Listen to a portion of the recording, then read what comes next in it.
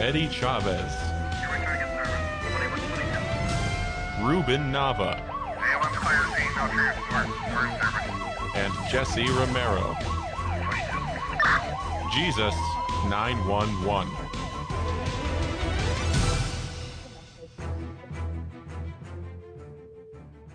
Jesus 911. Eddie, they're trying to go ahead and Skype me and so I can pick it up. But hey, you're on Soul Patrol. Jesus 911, Jesse and Eddie. Eddie, are you 10-8, brother? I'm 10-8. I'm clear for calls. Just we're reporting for duty, sir. Yeah, we're 10-8. We're on duty. Okay. Hey, I just want to. Okay, here comes the Skype. We'll be coming. I just want to mention, Eddie, we got an exciting guest today. And this doesn't have to be a 2 or 3 part. He's gonna have to be a recurring guest. It's Dr. Luis Sandoval, medical doctor, psychiatrist. And I'll tell you what I like about him, Eddie. He's a kid from the barrio. Is that right? Yeah, he grew up in the neighborhood out there in Orange County and stuff, and he's done well for himself. I'd love to see Mexican American from the barrio. He's a PhD. Hey, Dr. Luis, are you with us? Here. Good morning, guys. Good morning, doctor. Good to have you with us. Give a couple of shout outs so we can just jump into this program. I was in Fresno this week, and I want to thank Christy Villa for inviting me to the Marian Conference. It was a great weekend in Fresno for the Catholics out there. I also want to thank Jose Robledo. He lives out there in Bakersfield. Anytime I fly to California, he drives anywhere where I'm speaking, helps me out at my table, picks me up at the airport. Jose, we can't want to thank you. You're a true trooper, brother. You're a brother in Christ. Thank you very much for all you do for me.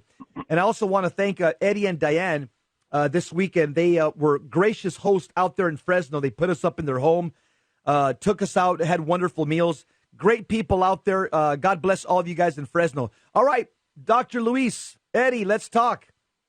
Outstanding. Let me just mention one thing before Eddie jumps in here. Dr. Luis, you're a psychiatrist. And you also you've gone to the Pope Leo the 13th Institute. You're trained as a psychiatrist in the medical aspects of healing, deliverance, and exorcism. And you've also I met you this summer. You attended the Liber Cristo healing, deliverance, and exorcism conference, and you obviously went to the medical track. And they're using more of a medical model there to liberate people from the diabolical. And to me, that makes a lot of sense. So my first question, and when Eddie and me will go back and forth on this, is how do you get involved in this ministry here in Southern California of healing, deliverance, and exorcism? Well, the way I got involved was pretty, when I look at it, God has a plan for everybody, and sometimes God calls you when you least expect it. And so it's interesting the way I got involved. I wasn't looking for it. I hadn't thought about it really or even thought about being involved with it. But interestingly enough, I knew a priest. I was good friends with a priest. I didn't realize he was part of this ministry because usually it's pretty confidential and low-key. And I happened to run into him one day at a restaurant when I had come back to Orange County from all my medical training. I did my training. I went to school at UCLA and did my training in San Diego. And then I moved back to Orange County, and I actually came back to be closer to my parents and back to the old neighborhood. And I happened to run into this priest at the restaurant. He said, "Hey, what are you doing now?" And I told him, I'm practicing psychiatry over here in Orange County. And he just randomly said, "Hey, do you think you could help me out with something?" I didn't know what that something was. And right away, of course, I said, "Of course, Father, like a good Catholic." I said, "Anything you need, Father. You let me know what you need. I'll help you out." And then he just said, "Well, I'm part of the deliverance team here in Orange County, and I need somebody to help me out with psychiatric interviews." And so before I knew it, I had already committed to it. And lo and behold, now I help out here and I do the interviews and I help a lot of people who are really hurting to decide or to be able to decipher, do they really have spiritual conflict or is this more of a psychiatric based illness, which, sometimes it's a little bit of both. And it's important to make that distinction. Doctor, really quick, what's the history of psychiatric evaluation when it comes to demonic individuals that are suffering from, being afflicted with demons? Is there a long history, or is it just recently, or what do you have any idea what that might be? That's an interesting question that you ask. I think it's a kind of a complex answer because we're so used to the way that our spirituality is expressed here in the United States and California. At least for me here, I can only speak of Southern California. But if you think about it, the phenomenon of possession or diabolic influence or anything along those lines, it's actually worldwide. And I think it's much more accepted in other countries. If you go to Africa, if you go to South America, Latin America, it's very common to speak of these things, and it's not uncommon to say, well, let's distinguish and go to the psychiatrist and go to your priest. And then we get into the dangers of running into, go to the curandero or go to the witch doctor down the street. So I think in other countries it's always been mixed with different practices. Here in the United States, we're much more conservative about things. We like to be more pragmatic and scientific. And so I would say in the United States, it's not that we don't recognize the phenomenon that are occurring, because when you're diagnosing somebody, you're interviewing somebody, you can't deny what's happening in front of you. You have to objectively look at it. Right. The challenging part, though, is, and what's new and up and coming here is, do we consider diabolic possession as an actual occurrence? And then do we incorporate that into the science? And that's where a lot of psychiatrists are going to be a little hesitant. They're not going to deny and say, wow, well, yeah, this person is really reacting to something. And when you look at the differences of how somebody who reacts with just mental illness, say a psychosis, versus somebody who's reacting to something and you realize they're not psychotic. This is something out of the realm of what we're used to in diagnosing, but are we ready to call this a spiritual influence? And that's where some people are a little hesitant. Okay, interesting. Doctor, what was it easy or difficult to reconcile your psychiatric training and background with your Catholic faith, especially as it relates to the diabolical? I mean, were you going through like cognitive dissonance when you entered into this ministry? Initially it was hard because being a psychiatrist, I'm also a bit of a skeptic. A lot of people, in our culture, a lot of people want to attribute everything to, oh my goodness, as el diablo, it's the devil who's affecting me, or it was especially out there in the barrio, right? Oh yeah, especially out there. You're more ready to go to a witch doctor or curandero than you are to a doctor, to a medical doctor. So we're very. It's not uncommon for us to refer to spiritual influence.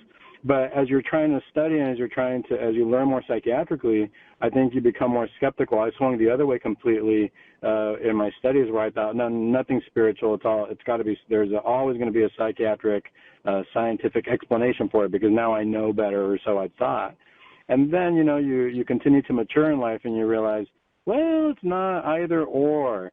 There's a both and component there, where it can be both psychiatric and spiritual, because as I matured and I realized in the faith, well, we're body, mind, and spirit, and body, mind, and spirit are all happening at the same time. We like to separate it out, but I give the example to some people who are skeptical, and I say, well, if you hurt your leg and you're in physical pain, emotionally you're not going to feel good either. And so there's a whole connection there. I can't say that there's physical pain independent of being upset or angry or down or having an emotional component. That's linked. So why wouldn't the soul also be linked? But we just don't always incorporate that, because in the scientific world, there's a hesitancy to speak of spiritual things. Eddie, Doctor, real quick, this is a side question that I just thought of here. What, for example, what might be the most challenging doctrine or dogma that appears to interfere with a proper and accurate initial evaluation of somebody? So what is something that you might encounter that is kind of challenging for you to distinguish between one or the other, or how does that work? That's a great question, Eddie, because we see, so this is where it gets interesting, because I see a lot of patients who will feel that they are spiritually afflicted. They come and they have a lot of signs where they're telling me things where I'm like, wow, so you're hearing voices and you hear it's the devil and they're telling you to do this and that. Right. But then all of a sudden I find out that they are on drugs and they're using methamphetamine, or they have used methamphetamine in the past. And so they can see a lot of things or experience a lot of things that, for somebody who's never been on drugs, I would say, yeah, this might be something very spiritually linked. But then all of a sudden you throw in the component of drugs, or you throw in the component of somebody who's schizophrenic, and that, even just within the scientific world, can blend between the drug use, schizophrenia, throw in bipolar. So this is where you really have to make the distinction. This is where I don't jump to, everything's spiritual right away. It's nice to say, okay, let's go through all the criteria for schizophrenia. Let's go through the criteria for bipolar disorder. Make sure that none of these things are influenced. are you on any drugs? A lot of people also think that, I'm not on drugs. They say I'm not on drugs, but then they don't consider marijuana to be a drug. And marijuana has shown worldwide to cause psychosis as well. So I hope this answers your question, but one of the hard things to decipher and to distinguish is this really a mental illness? Is there an influence of drugs? Is there an influence of personal family issues going on? Did somebody just have a loss, or are they going through a divorce or something very difficult for them? And are they attributing this to spiritual influence, which is very common? Doctor, the flip side, go ahead. I'm sorry, just very quickly. The flip side is sometimes people want to completely ignore the spiritual, right, and they want to just focus on, it's because of this, it's because I don't have a good boss, it's because everything else, there's every other excuse. And I, after a while, come to the conclusion and ask them, do you think this could be spiritual? Because nothing else is going to work here. Right. Doctor, one of the follow-up questions is, I recently had an interview with an individual that was, I think he was currently on drugs. He was trying to say it was 3 months ago, but he was currently on drugs. And the type of the drug they used, having a background in law enforcement, you understand the things that are used to cut the drugs, to extend the life and income that comes from the sales of the drugs. So when we come back from the break, I want to ask you, does some of the toxins used to cut these drugs, because I've heard of formaldehyde, I've heard of different things that you would not want in your body if you knew they were there. So let's examine that when we get back from the other side of the break. Ladies and gentlemen, Jesus 911, we're talking with Dr. Luis Sandoval, and we will be right back on the other side.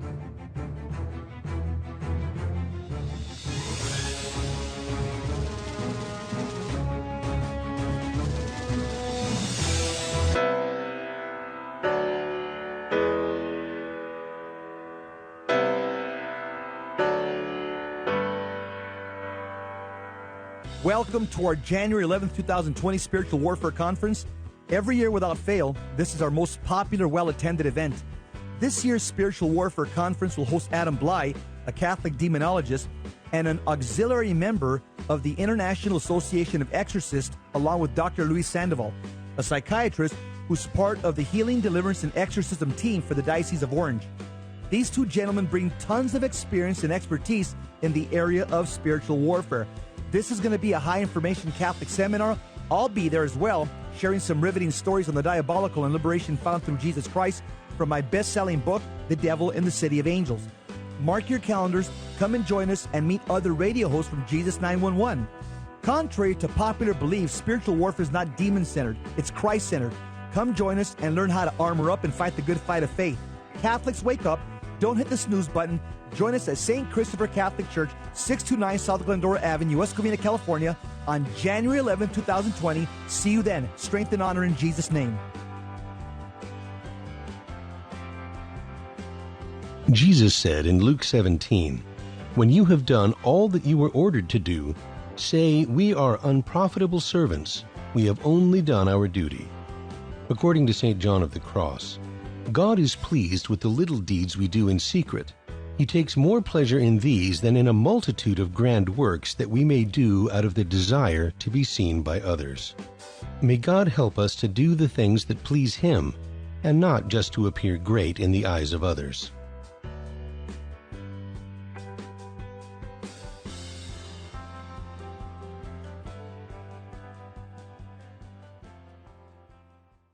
Buying or selling your home or your business property? This is Terry Barber. Real Estate for Life underwrites the Terry and Jesse Show, and they can connect you to one of 900 pro-life real estate agents around the world. And when they receive their referral fee, they will give 80% of it to a pro-life organization. Wow, that's 80%. realestateforlife.org, 877-LIFE-US1.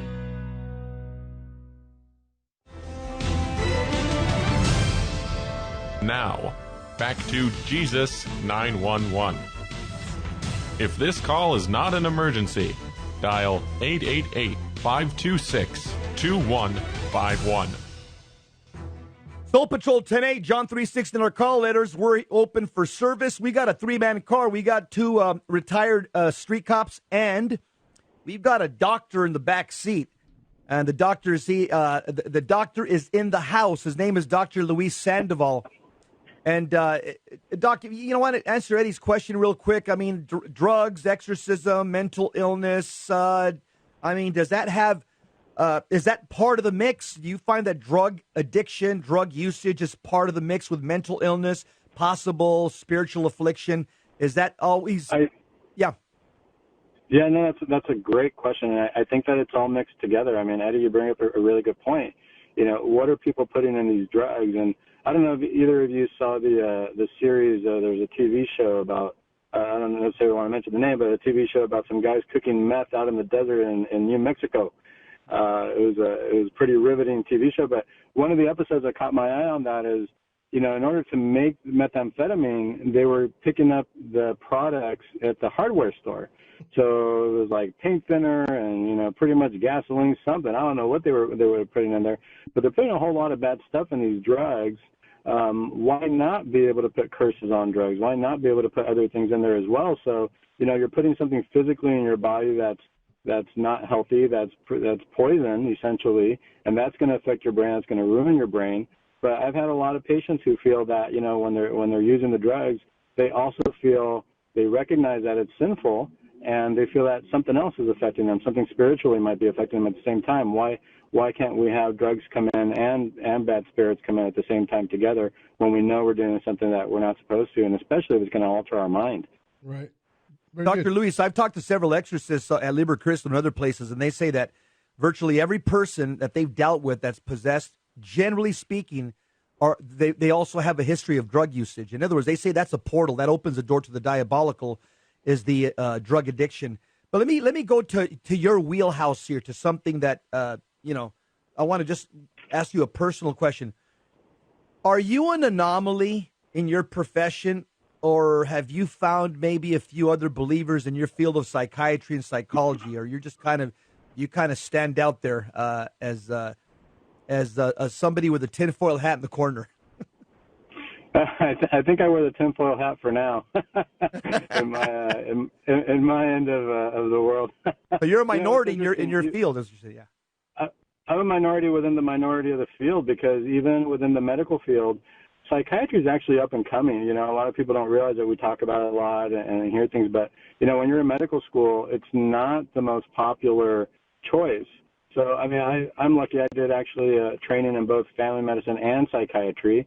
So that was, it was kind of like, okay, that's cool. It makes sense, because every time you're doing family medicine, you know, if general practitioners recognize that there's some emotional elements going on with patients that they can't always get to because they're busy treating, you know, diabetes and thyroids and cholesterol.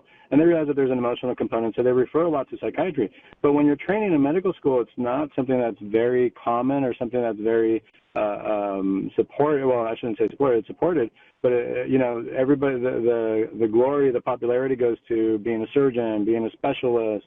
You know, in the medical world, that's still very popular and very well sought out and looked on by society. Psychiatry is up and coming, and then on top of that, psychiatry, it's a good science, and we're trying to get more scientific than it used to be. But then within the realm of psychiatry, the idea of spirituality, spiritual influence, and especially anything, say, diabolic, that's really, really a minority. So where I am, I can say that I've had a few therapists who I work with who, you know, therapists don't necessarily prescribe medications or anything along those lines. They do a lot of therapy. But I've had a few of them come to me specifically because they do know that that I am Catholic and that I do believe in the spiritual world. And they come up to me and they say, hey, I need to run something by you because I've been treating somebody and then these issues came up. I didn't know what to do about it. It sounds like this is spiritual or a spiritual influence. What do you think? And so they actually come in, and those are the moments where I think, you know, sometimes it can be lonely out there, but those are the moments where I feel like, okay, good. You know, we're doing something that can actually help people, and it reassures me that that's right. There is a spiritual component even within the psychiatric world. Eddie. Doctor, do you know that the DSM now mentions demonic possession in this medical book? Can you explain first maybe what the DSM, just give you a quick summary of that, and then tell us if yeah, the DSM is the Diagnostic Statistical Manual for Psychiatry, and what that means is that's the book that holds all the diagnoses that we can possibly attribute to people, whether it be depression, anxiety, bipolar. If you read the DSM, that's where we get the criteria from. So how do I know somebody, say, has bipolar disorder? Well, I go to the section on bipolar disorder, and I see a list of, say, 9 possible symptoms. And if somebody has 7 out of the 9 or 5 out of 9, depending on the situation, you read the different symptoms and you say, oh, okay, then this person does qualify for this diagnosis and we have to treat appropriately. So there is a section called dissociative identity disorder. And where we normally see dissociative identity disorder, the classic is, say, somebody who's gone through some personal trauma where there's life or death.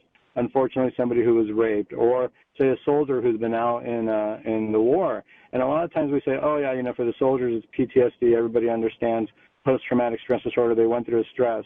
But while they're going through that stress, sometimes they can actually, the mind in a sense can separate, or they say, gosh, I saw what was happening, kind of like I was floating above the situation and I could see everything from the outside. And so we say that the mind dissociates or separates itself from the moment in order to not be so shocked or absorb the trauma all at once, because it's a very traumatic life or death situation. Within that section of dissociative identity disorder, then that's where we can say, well, geez, somebody who looks like, say, that they're possessed and that they're experiencing their body moving without them really wanting to move it themselves, or they're no longer in control of their thoughts, or a psychiatrist will tell you, yeah, I heard a different voice or something along those lines. Then they say, yeah, this person is disassociated. It's no longer them in that moment. And there's even a subcategory within dissociative identity disorder. It's called dissociative trance. And so the dissociative trance, those are the diagnoses that I rely upon if I'm meeting somebody or see somebody and they actually do have some kind of a spiritual conflict when I volunteer for the church and I interview. Then those are the diagnoses that I can attribute and say, this is something spiritual. What I'm observing scientifically is a dissociation. I'm observing a dissociative trance. So this is not uncommon. Like I said before, it's a worldwide phenomenon because we see in different cultures the idea of possessions or being dissociated due to spiritual origin is very common. The question here is not whether or not it's happening, is can I attribute this to a demonic possession? Can I attribute this to a spiritual influence? And that's where, that's not necessarily something that a psychiatrist is comfortable saying, but then we have to ask ourselves, well, what kind of treatment do we give this person? How are we going to get them better? Because what's the origin of the dissociation? Doctor, I read somewhere that this is kind of a progressive understanding of multiple personality disorder. What's the relationship there between the two? So that's true. Some people will have what we call multiple personality disorder, or that's the common term for it. But the idea is that the person can have a split mind. And before we used to call it schizophrenia. Schizophrenia is a little bit differently. Schizophrenia has hallucinations and delusions. A split mind is more. Split personality is where you have different personalities showing up in different times, and sometimes you're speaking to one personality or sometimes another. This is where it can get a little bit tricky because if all of a sudden you think about demonic possession and the manifestation of evil would be all of a sudden a whole different entity, because when we look at evil, it's personified. These are persons, the angels, even though they're fallen in nature, but we still consider them a type of person.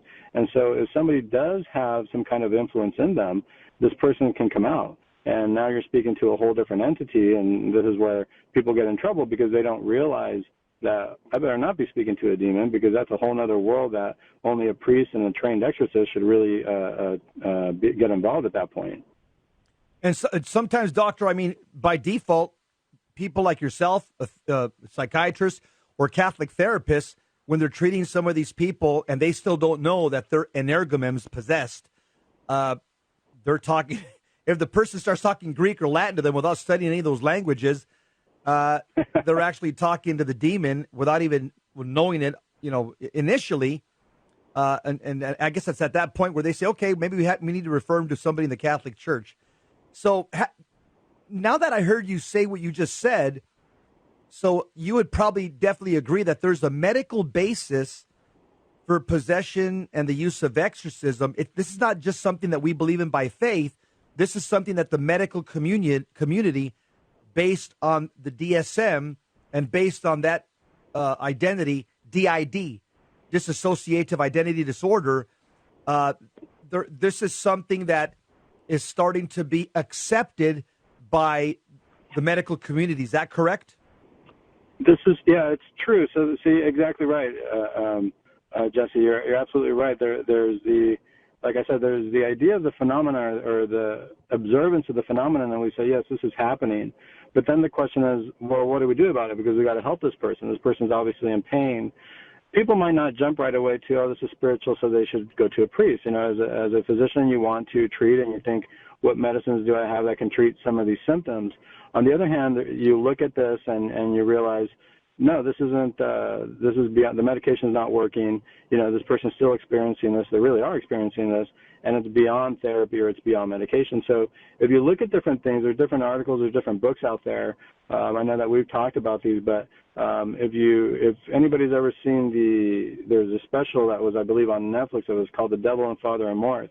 And in that special, they actually had this great section where, you know, this gentleman is videotaping an actual exorcism on a person who's possessed. Father Amorth, of course, was the, you know, rest in peace, was the head exorcist of the Vatican. You know, so obviously the head exorcist worldwide at that point. And they take this video, the gentleman who made this documentary takes this video and he goes to experts. He went to the expert in neurosurgery at UCLA. He went to another physician in Israel. And he showed them the video, and he asked them, well, what do you think of this? So obviously we're getting a medical perspective from, say, physicians here, not even psychiatrists yet. And they said, you know, this is amazing. This is, you know, I don't know exactly what to make of it. And they asked him, well, would this be something medical? And they said, I've never seen that. I wouldn't know how to, like, this is really happening, but I wouldn't know how to treat it. Interestingly enough, then he goes to the experts at Columbia in psychiatry. He talks to a lot of psychiatrists. And so they do recognize, and they say, yeah, this is medical. This is something that we need to do. How do we treat it? Well, they realize in the medical world sometimes we explain things by, say, like, you know, you've heard of the term placebo, where somebody gets a medication, but it's not really a medication. They think they're getting a medication, they're going to get better.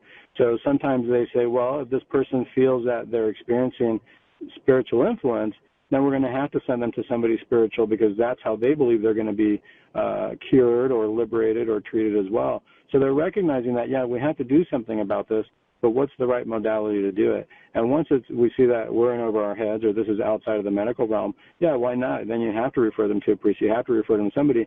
And that is actually the medical solution, because for a medical solution to happen means that there's an illness and there's a treatment, right? So that's what we call medicine. We recognize illness and treatment.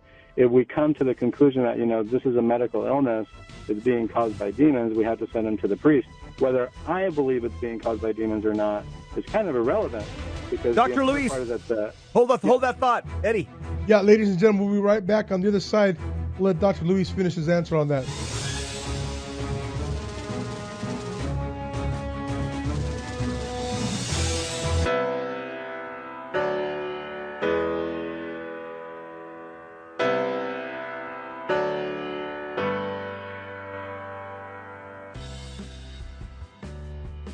We got Ernesto from Long Beach. You know, I just wanted to comment, you know, and I just wanted to thank you guys. And I kind of wanted to encourage people that are listening, maybe that are not donating, you know, because honestly, I got to be honest. I used to think you guys were a little too over the top, you know? Yeah. You know, yeah. That's right. If God gave us a lot, you know, and I have the blessing of listening to all this, I just want to call all the people. You know, I got 5 kids, you know, and I don't make a lot of money, and I'm still donating to you guys. God bless you, brother. You're amazing. We have to do this. We have to do the extra. And it's not even the extra. People see it like it's extra. Kneeling for communion, saying your rosary, saying the Divine Mercy Chaplet. It is not extra. It's what the church tells us to do. Amen. You're a good man, brother. 30 years old, 29 years old, 5 kids, and I thank you guys. So everybody else, man, get on fire. Fight for the truth, man. You know what I'm telling you guys. There's I so love much it. out there.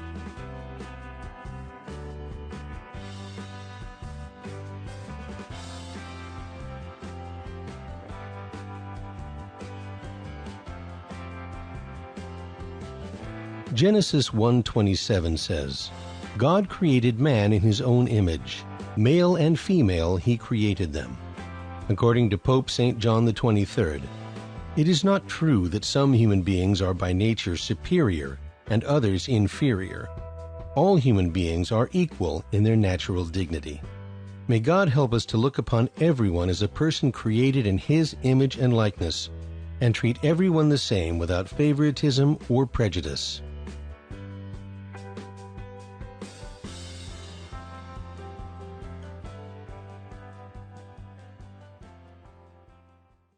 Buying or selling your home or your business property? This is Terry Barber. Real Estate for Life underwrites the Terry and Jesse Show.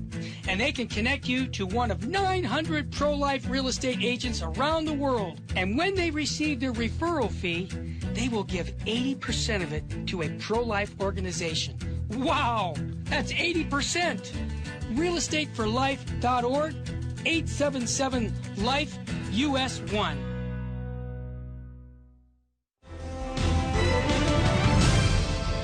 Now, back to Jesus 911.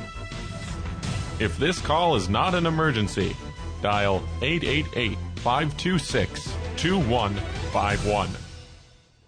Jesus 911, we're back. We're 10-8. We're clear for calls. And we have Dr. Luis Sandoval that we're talking with here. Doctor, one of the questions that we wanted to ask you was about your opinion on an article we sent you that was authored by Dr. Richard Gallagher.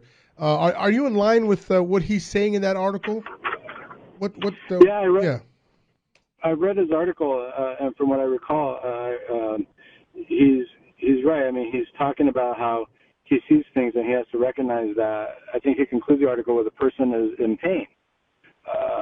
And ultimately, he's right. This is what we recognize. Somebody comes to us. We're healers. We're doctors. And people come to us because they're in pain. There's a change in their life. Something's different. Something doesn't sound right. And ultimately, it's up to us to decipher what are the limits that I can do to heal this person. Because somebody's coming to me and they want all of a sudden, let's say somebody comes to me and they say, gosh, I think that my arm is not my arm and I want you to cut it off for me. Well, I got to take a step back and ask myself, what's this person thinking? Where are they at? You know, something's obviously not right because I see something differently so I can help guide the person. But if somebody comes to me and I recognize that, you know, they believe that they're being influenced by something or they don't know it and I see that this is beyond what I know, I need to really pay attention to that and realize that, you know, people are being afflicted by things that are beyond the realm of our knowledge of medicine. We don't know, we know what we know, you know, and there's more to learn out there. So I think it's important to have an open mind and recognize that there are different things that people are going to be afflicted with that aren't necessarily delineated in our medical books. And then find the appropriate healing, which is why, like, you know, Jesse, you mentioned the Liber Cristo system and the Liber Cristo conference that we attended. And it's so important because really it takes the medical model into approach. And when we look at Jesus, Jesus was a healer. And so whenever we heal, it has to be a medical model. And the nice part about Liber Cristo is that it addresses it from the point of view of treatment and right authority, meaning that who's the correct surgeon, who's the physician to do this, and ultimately with the goal of healing, because that's what medicine is all about. This is spiritual healing. This is healing in a realm that we don't see. And so that's why Dr. Gallagher's article is really interesting to see. You know, the psychiatrist, he recognizes that, yeah, we do have to have this healing, and we have to make that distinction between what's in the psychiatric realm and what's in the spiritual realm. Yeah, I'm gonna ask you some questions about Liber Cristo. Let me just ask something else regarding the founder of Liber Cristo, Father Chad Ripperger. You know, he's like you. He's an academic. He's written a thick book. It's called The Introduction to the Science of Mental Health there, and he has a large section there on the Diabolical on that book. It's like it looks like some type of medical journal that you probably has to study. You had to study for medical school. Has that book been helpful to you as a psychiatrist to understand some of the deeper things about the soul, the spirit, maybe some things that are not addressed in the DSM? Has Father Ripperger's book or his videos, have they been helpful to you as a medical doctor? Oh, it was a godsend. That's actually, interesting. Before I was asked to be on the team here in Orange County, I started listening to Father Ripperger, his YouTube videos and whatnot, more from an academic perspective. I know a lot of people have curiosity about this, but being a big nerd myself, I had this academic bent on learning about it, and he really presented it in a way that was methodical. And I thought, wow, I've never heard this approach to, exorcism, spirituality, and the soul before in such an academic way, and so it really piqued my interest. And so once I started hearing his talks and when I read his book, it made a whole lot of sense because he's coming at it from a Thomistic approach, St. Thomas Aquinas, and he's looking at it from elements of grace and virtue, and it made 100% sense because how are we going to heal the soul? Sometimes, yes, we can say, a kind word will make somebody feel better, or we think about making people feel better, and feelings are great, but even in my psychiatric profession, I'm challenging people on their feelings all day long. You might feel one way, but what's really happening? And so he really took that and he said, it made me think of, well, the soul can feel happy or sad, but are we really close to Christ? Because if you look at it, somebody can suffer. The saints suffered, and they were happy because they were close to Christ. And when we're healing the soul, what we're really saying is, how do we get this person closer to Christ? Because Christ is the ultimate healer, and we're going to do that through virtue. That's our medicine. That's our treatment plan. We're going to do virtue. We're going to follow the commandments. We're going to follow a Catholic model. How can that not make sense? I thought it was wonderful. Well, let me ask you, let me jump in real quick before Eddie asks the next question. What was different between what you were taught at the Liber Cristo healing, deliverance, and exorcism training? What was different from maybe what you learned at the Pope Leo XIII Institute? Or is it the same? Sure, no. So in the summertime, I went to the Mundelein seminaries where they have the Pope Leo XIII Institute, and what I went to was actually their track for the laity. Every summer they have a one-week conference there at the Pope Leo Institute. So I didn't train with priests per se, but what was different was the idea was the same. We're going to go to healing. The difference, and what I really appreciated as a physician, given the Liber Cristo model, is that Father Ripperger really has a medical model in the sense that while he's not prescribing medication like he would pick up at the pharmacy, he is prescribing medication in the form of a prayer prescription. And he has a very methodical way of saying, okay, this is how we're going to get you better. We're not going to jump into an exorcism right away because we don't even know if you need that. So it's kind of like he's smart in that he's saying, I'm not going to perform surgery on you right away. Let's go to physical therapy by doing your prayers.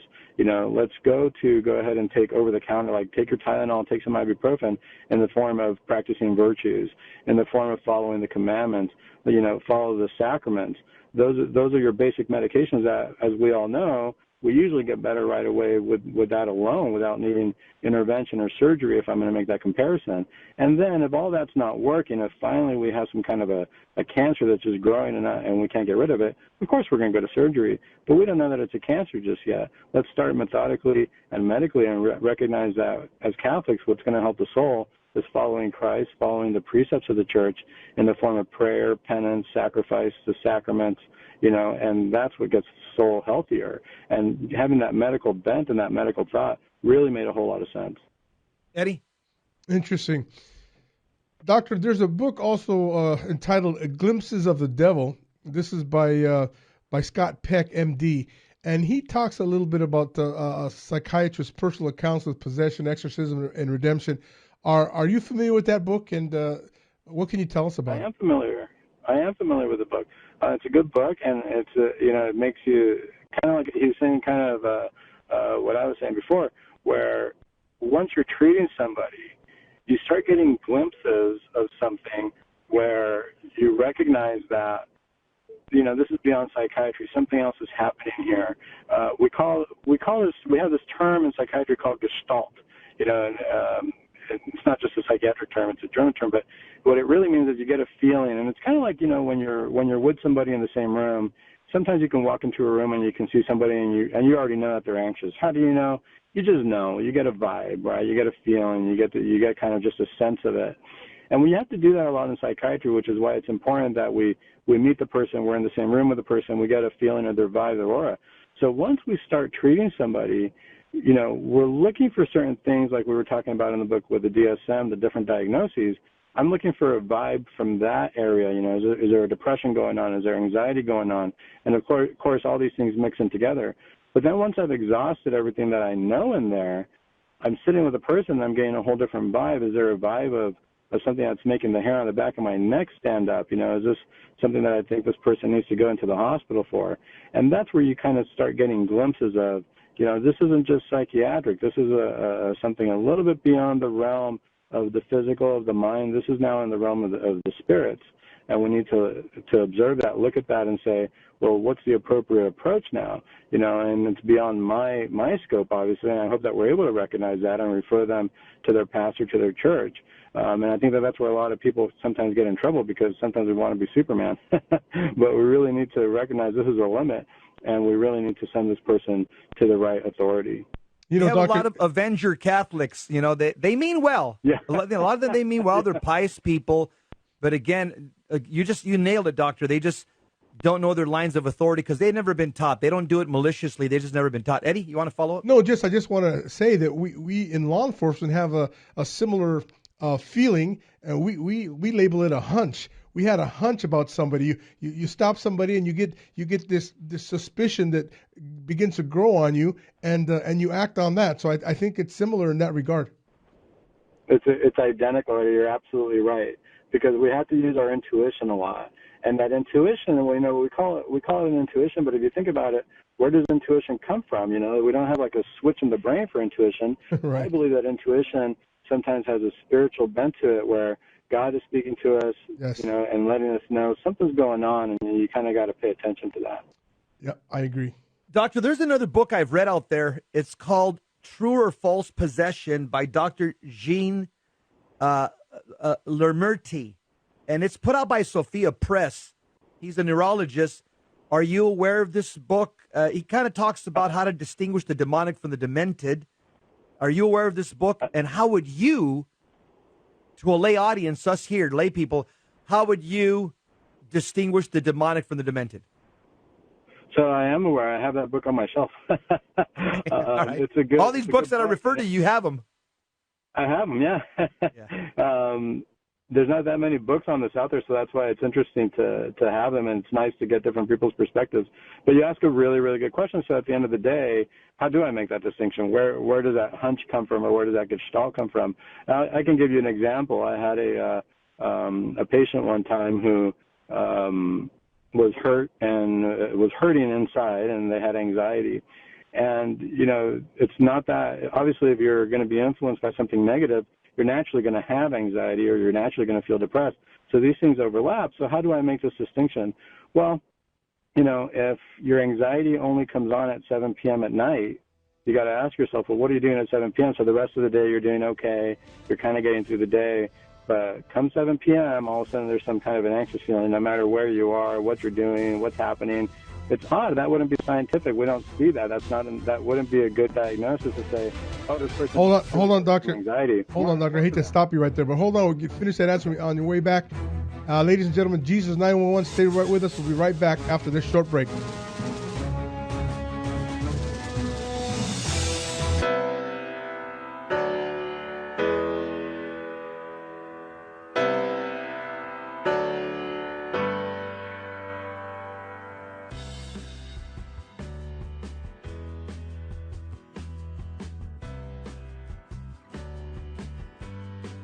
Welcome, Daniel. You're on the line. What's on your mind, brother? Hi, I just wanted to share a testimony about Virgin Most Powerful Radio. I had a buddy at work who, he's a lukewarm Catholic guy, and I wanted him to start listening to the Terry and Jesse show, so I kept telling him to download the app, and he kept putting me off. So one day, I grabbed his phone and I downloaded the app for him. I went on vacation, and I kept telling him to listen to it. He was kind of put me off. I came back from vacation. He comes to my cubicle and he says to me, "Hey, man, I've been listening to the Terry and Jesse show, and it's great." And it's made a big impact in his life. The guy, he's going to weekly adoration a couple times a week. He goes to the Mass in the morning. Mm-hmm. He's an on-fire Catholic, and he promotes the Terry and Jesse show and the Virgin Most Powerful Radio. Wow. Daniel, what a testimony. And I want to encourage our listeners to get those cards by going to virginmostpowerfulradio.org and do what Daniel's doing. Go out and spread the faith by inviting people to listen to Virgin Most Powerful. Daniel, thanks for your testimony, brother. God love you. You're welcome.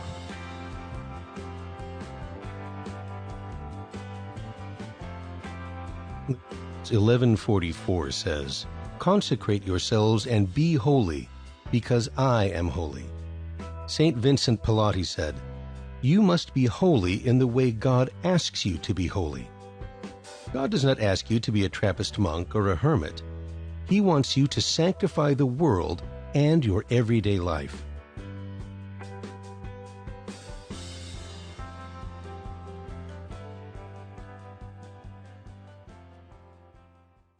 Buying or selling your home or your business property? This is Terry Barber. Real Estate for Life underwrites the Terry and Jesse Show.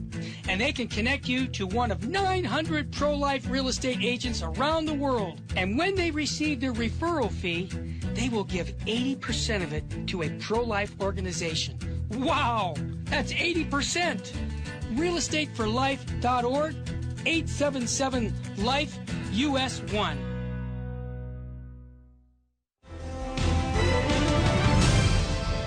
Now, back to Jesus 911. If this call is not an emergency, dial 888-526-2151. Soul Patrol two-man car. Wow, three-man car. We got Dr. Luis riding with us. We're out there on Soul Patrol giving out some good Catholic briefing, Catholic intel. Put all this stuff in your war bag and go out there and evangelize and change the world. I just want to mention that this Saturday I'm going to be in Lowell, Massachusetts, speaking at the Hope Conference.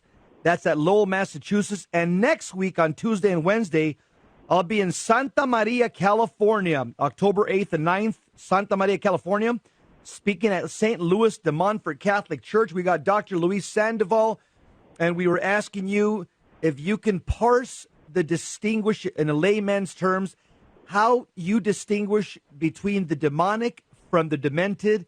And that was basically what a book called True or False Possession attempted to do in that book. Yeah, so I was mentioning a story of a patient who I saw, and one of the interesting things is this: if somebody has, say, psychosis or schizophrenia, they're not going to have it at particular times of the day. It's a condition throughout. It's kind of like having somebody have diabetes. You know, they have diabetes all day long, not just in the morning or at night, and we have to regulate it. It's the same thing with mental illness overall.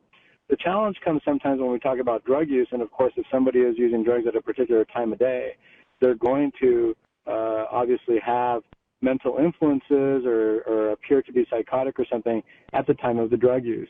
But I saw this one patient who every night around 7 o'clock, 7:30 would get anxious and would get really worried and would start feeling something internal change, and they were saying something negative. And of course, I did the battery, I did the drug test, and they were completely clean. And we did multiple drug tests on this person.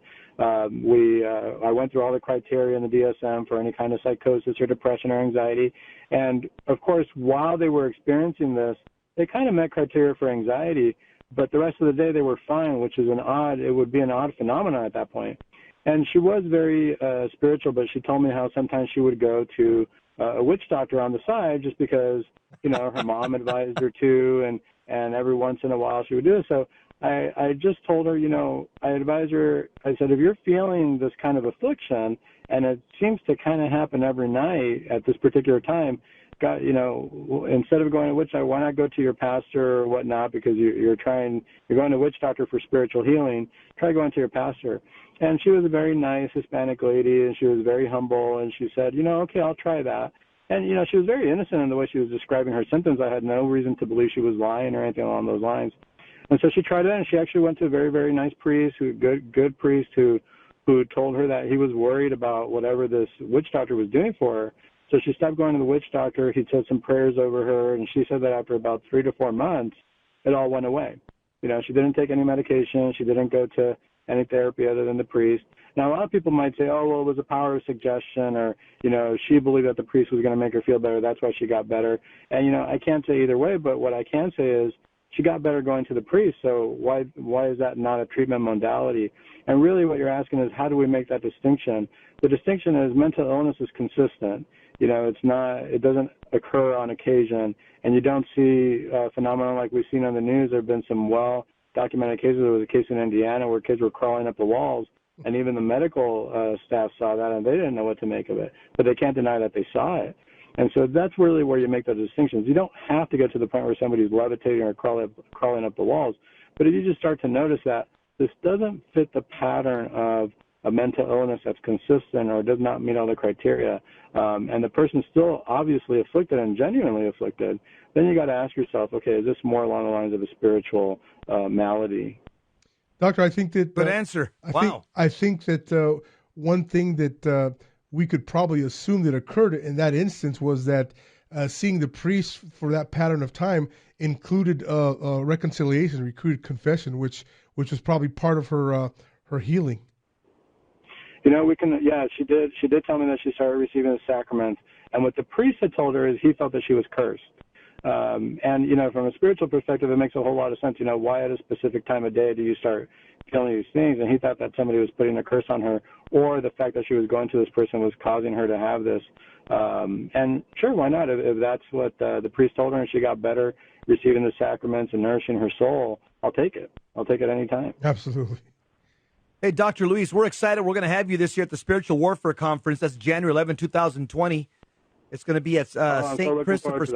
Yeah, we can't wait to see you there. And you'll definitely be a recurring expert every year because we need to get also the academic side to this, and everybody there could walk away with 3 college units at every conference that you attend. There you go.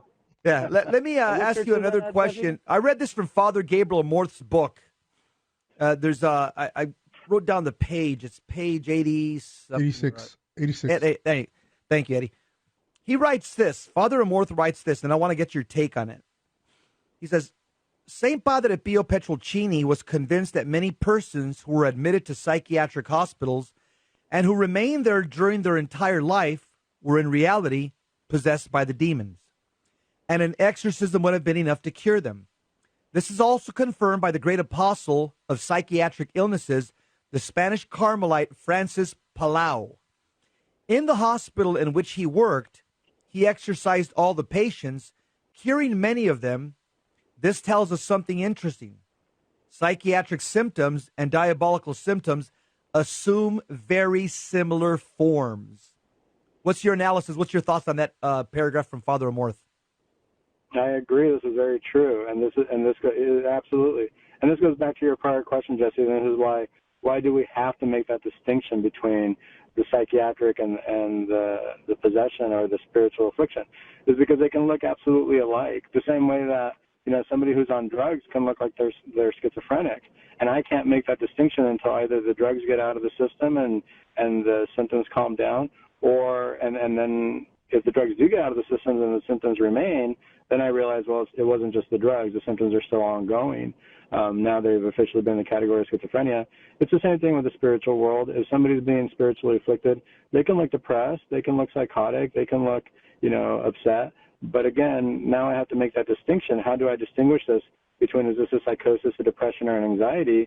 But then all of a sudden there's intermittent periods of lucidity where the person is completely themselves, completely not afflicted, completely living a normal life, except for these periods where the spiritual affliction comes up, because usually spiritual affliction comes up intermittently. Then I have to recognize it can't just be mental illness, because mental illness is consistent. It's throughout. And spiritual affliction is usually intermittent. Eddie. Interesting. Father, or excuse me, Doctor, yeah, he's the father of 3 kids, but you are a father. Okay, good. I was right, Doctor. One of the things that I wanted to ask you, because different dioceses have different degrees of intake, let's call it, and so when I'm talking to somebody, and you get something like that, is it the safest method to make sure that somebody is entirely off drugs before you can actually diagnose them properly? Is that the right course of action? Because I know that's what Liber Cristo does, and I'm just asking if that's probably the most safe way to do the evaluation. No, it's a great question, because all of a sudden people might say, well, what if there is a spiritual affliction and you're not going to help them out? You're not going to treat them? That's pretty mean, right? I mean, just because they're on drugs doesn't mean that they're not spiritually afflicted as well. Right. So why not help them out spiritually? But you make a really good point. Yeah, absolutely. I would wait till the person's off of drugs completely, because what are you doing when you're using drugs anyway? You're opening doorways. You're opening. So I'm going to try to help you out. I'm going to give you some spiritual healing. But then you're just going to erase everything that I did, or erase everything that the priest did. I should say, not me, but the priest. You're gonna negate all the treatment, because you're going to go right back to the drugs, and your brain's no longer going to be thinking clearly. And so even in the psychiatric realm, we wait until they're clean from drugs before before we can actually even treat them for anything mental, as far as depression or anxiety. We say, no, you got to go to recovery, you got to go to rehab and get drug-free before any other healing can take place, because the drugs are going to alter you no matter what. We know that. We already know that for a fact. And so we have to get rid of all these other components. Now, some people might say, well, if they're being spiritually afflicted, isn't that an emergency? And we learned at Liber Cristo, and I learned also at Mundelein that, it's never an emergency in the sense that the person is not in a matter of physical life or death. It's not a physical emergency. If that's the case, then you got to get yourself to the hospital and get yourself safe where you're not going to hurt yourself or hurt somebody else. Right. That obviously, if you're going to hurt yourself or you feel like you want to commit suicide, that's a definite emergency, and you want to get to the emergency department.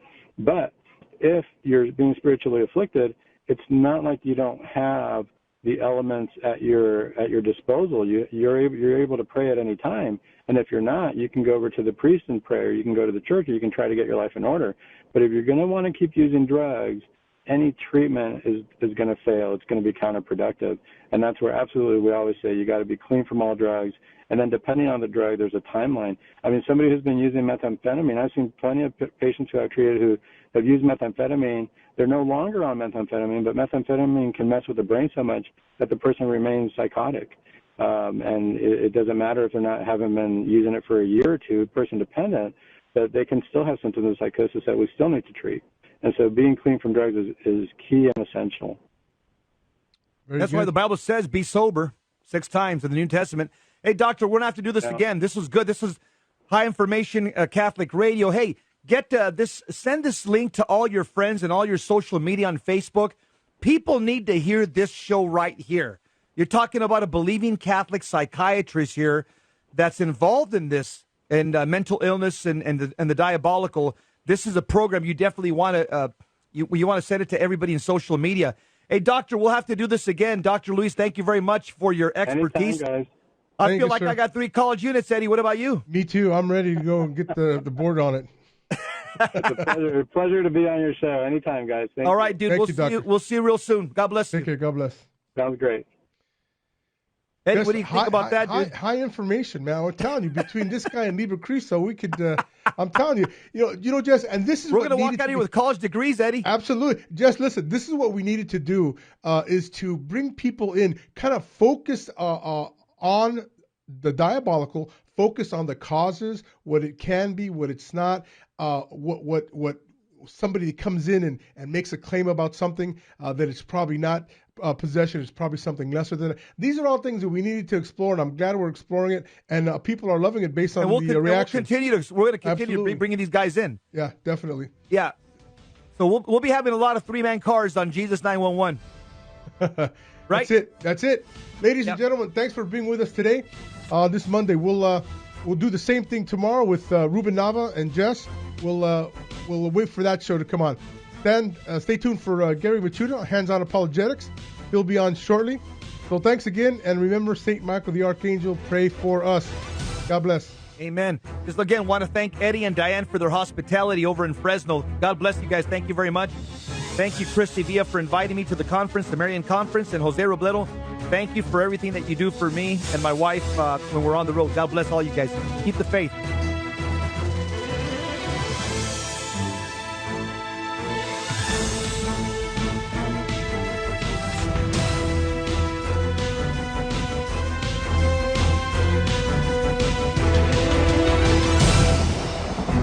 St. Faustina's Prayer for Priests.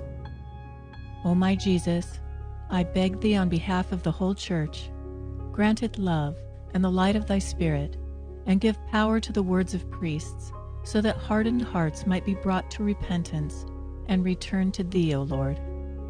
Lord, give us holy priests. Thou thyself maintain them in holiness. O divine and great High Priest, may the power of thy mercy accompany them everywhere, and protect them from the devil's traps and snares, which are continually being set for the souls of priests. May the power of thy mercy, O Lord, shatter and bring to naught all that might tarnish the sanctity of priests. For thou canst do all things. Amen. Virgin most powerful, pray for us.